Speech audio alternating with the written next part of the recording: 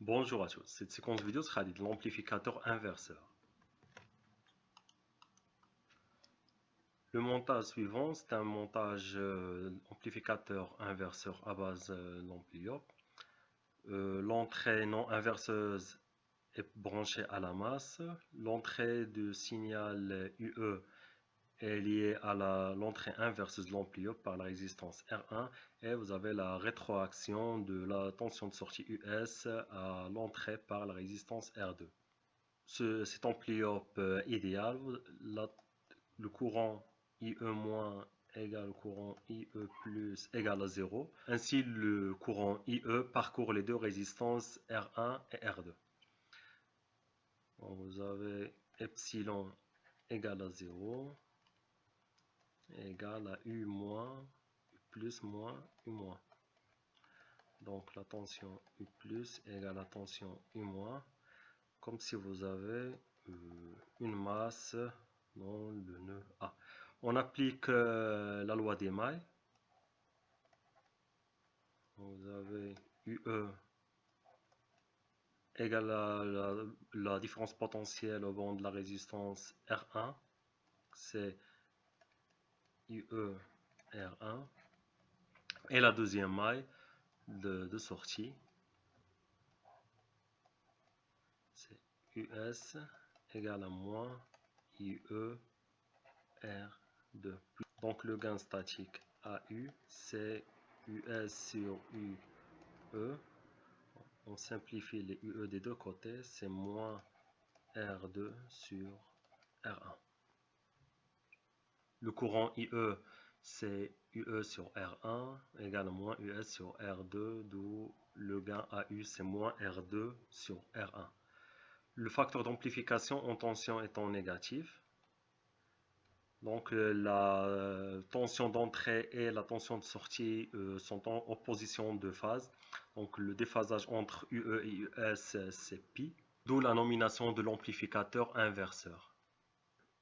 Donc la tension US c'est la tension UE amplifiée par ce rapport d'amplification R2 sur R1 multiplié par le signe moins, donc l'inversement du signal. Donc si vous avez la tension UE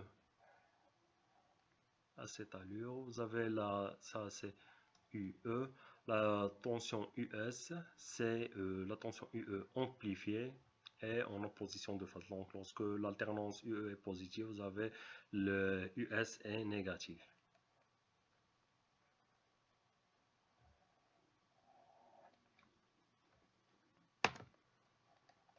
Avec cette masse fictive, vous avez UE, c'est R1 courant IE. Donc, R1, c'est la tension d'entrée sur le courant d'entrée. Donc, R1, c'est l'impédance d'entrée de ce montage. Cette résistance R1 doit être très supérieure devant la résistance interne de la source de tension afin d'éviter l'atténuation de la tension pour satisfaire l'adaptation d'impédance en tension. Par exemple, si on veut amplifier la tension de sortie 10 fois la tension d'entrée, si on pose US égale à 10 fois la tension UE, donc R2 sur R1 doit être égal à 10.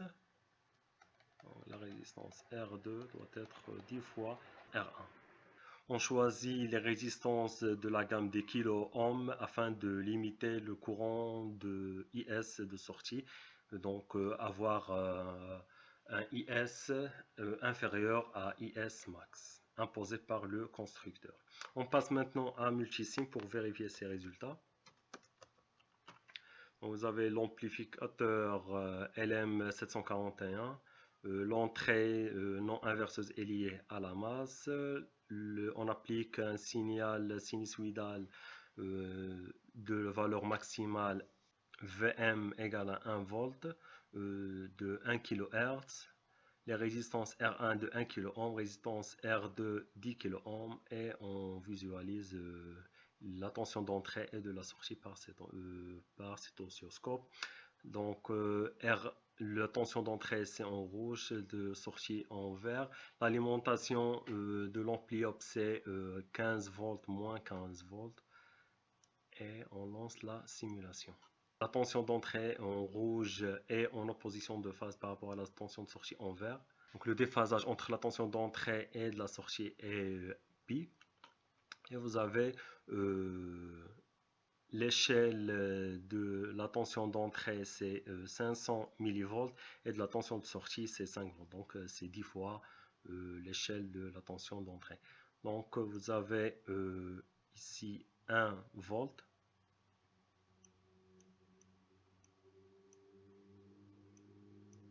La tension d'entrée et la tension de sortie. Vous avez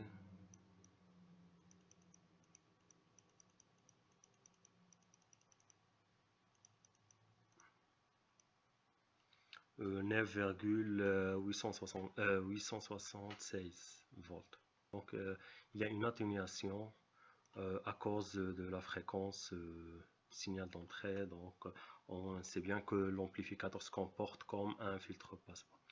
Donc si je diminue la fréquence à 100 Hz,